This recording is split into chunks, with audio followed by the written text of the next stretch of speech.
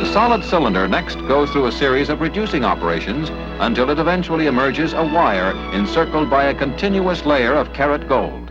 Yet even though a single cylinder can be drawn into thousands of feet, it will always retain the original proportion of carat gold to base metal. Thinner and thinner until finally it can be coiled like so much rope or string, eventually to turn into fine women's jewelry, among other things. How fine can it get? Coming up is an inspection under a magnifying glass of wire only 1/100th of an inch thick.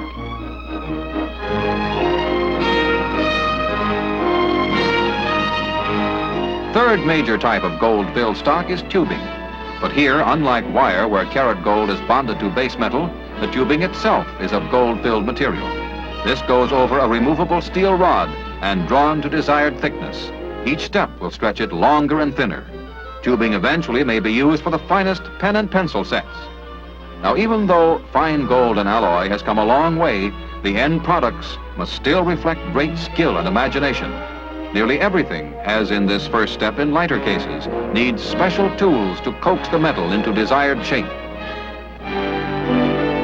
For these cases, flat oval blanks are drawn many times and annealed each time before they become top and bottom sections of the lighter.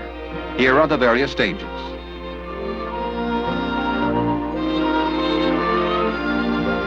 From gold-filled too come some of the most exquisite women's and men's jewelry. Let's watch now as a lovely set of earrings comes into being, starting with fine gold-filled flat stock. The material is punched and pierced into the basic shape.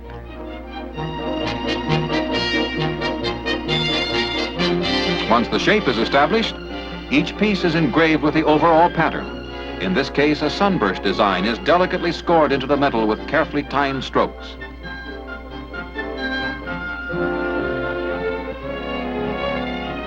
In fine jewelry, assembly by hand is virtually mandatory.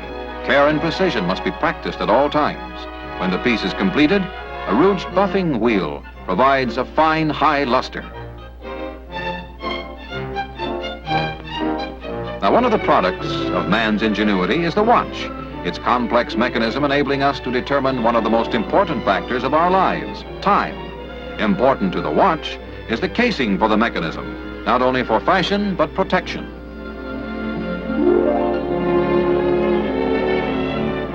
In turning out a watch case, there are dozens of operations before the case is ready for the movement.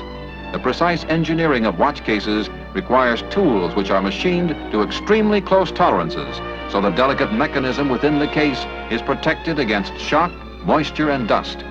Not only must the tools be accurate, but hand operations still reflect the traditional art of the watchmaker and the goldsmith.